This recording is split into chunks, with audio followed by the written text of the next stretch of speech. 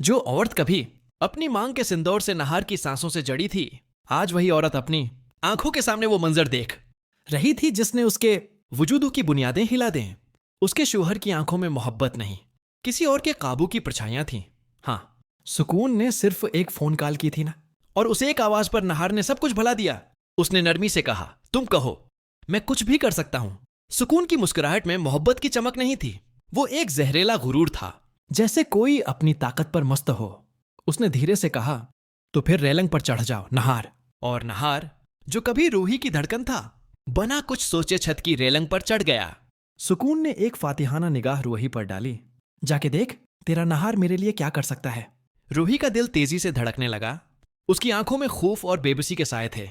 वो भागती हुई बाहर निकली। आवाज कांप रही थी, नहार जी, नीचे उतर आइए प्लीज। मगर नहार पर जैसे किसी का जादू था, वो न रका न पलटा। अब उसकी हर सांस, हर हरकत सुकून के इशारों की गुलाम थी। सुकून आहिस्ता से रूही के करीब आई। उसकी आंखों में एक अजीब सा सुकून था। देख लिया, अगर मैं चाहूं तो ये अभी नीचे छलांग लगा देगा, मगर मैं नहीं चाहती कि ये मरे। मैं चाहती हूं कि ये जय, मगर मेरे लिए। रूही के कदम लड़खड़ा गए। सुकून की आंखों में वो चमक थी जो इंसानों की नहीं, रूहों की हुआ करती है। मगर कहानी यहां खत्म नहीं हुई। उसी शाम घर में चहल पहल होने लगी। दादी ने सुकून को एक खूबसूरत अंगूठी दी। मंगनी के दिन यही नहार तुम्हें पहनाएगा।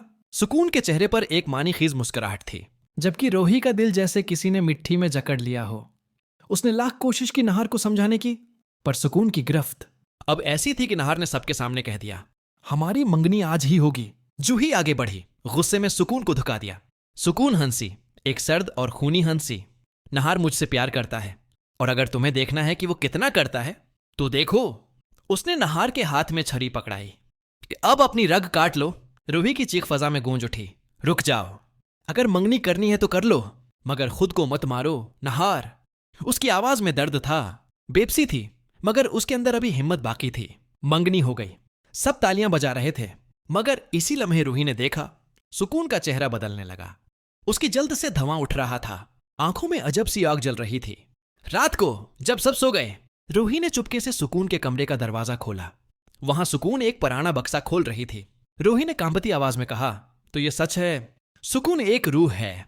उसकी आंखों में आंसू थे, मगर दिल में एक अज़्म, अब ये खेल खत्म होगा, मैं किसी की जान और नहीं लेने दूंगी। वो रात के अंधेरे में दोबारा इस कमरे में गई। हुआ में सर्दी के साथ एक सरगोशी गूंजी, अगर तुमने मुझे छुआ तो तुम्हारा अंजाम बहुत बुरा होगा। मगर रूही ने सर उठाया। उसकी आंखों में डर नहीं, फैसला था। आज तेरे खेल का आखिरी दिन है सुकून। वो पेंटिंग उठाने लगी, मगर तभी नहार वहां आ गया। रूही की चीख अंधेरे में गुम हो गई। पेंटिंग जमीन पर गिरी, और एक लम्हे में पूरे घर पर सुनाटा छा गया।